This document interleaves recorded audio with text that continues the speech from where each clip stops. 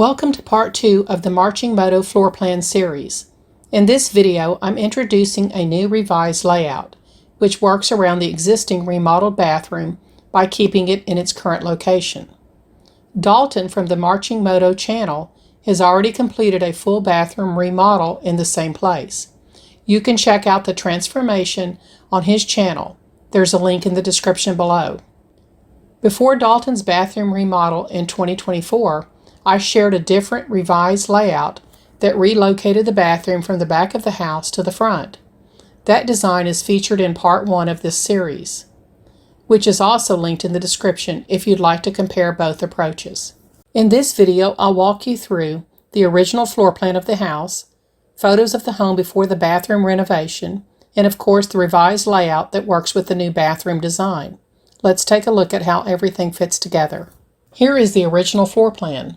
The front door opens directly into the living room, which is centered in the front of the house. The kitchen is on the front left of the house.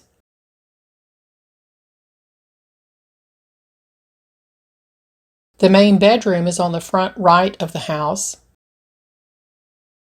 A vacant room or bedroom 2 is on the back center of the house behind the living room. The laundry utility room is on the left back corner of the house behind the kitchen. The bathroom is on the right back corner of the house. Main issues with the original layout. Low ceilings in the back of the house. The entire back side of the house has very low ceilings, making it difficult or even impossible to stand fully upright along the back wall.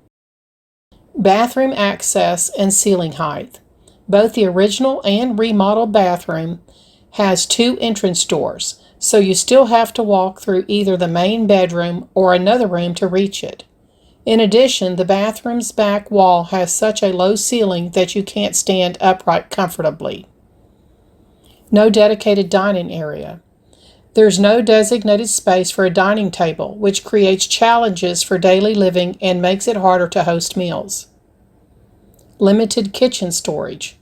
The kitchen lacks adequate cabinet space and would benefit from additional storage to be more functional for everyday use. To solve the problems I just mentioned, I created a new revised floor plan layout that improves function, flow, and comfort throughout the house. I added a small hallway off the back right side of the living room, which provides direct access to both the bathroom and the main bedroom. This means you no longer have to walk through other rooms to reach the bathroom, and the main bedroom door is no longer directly off the living room. The original laundry utility room is reimagined as a combined dining area and office space. To clean up the look, a cabinet can be built around the water heater to hide it from view.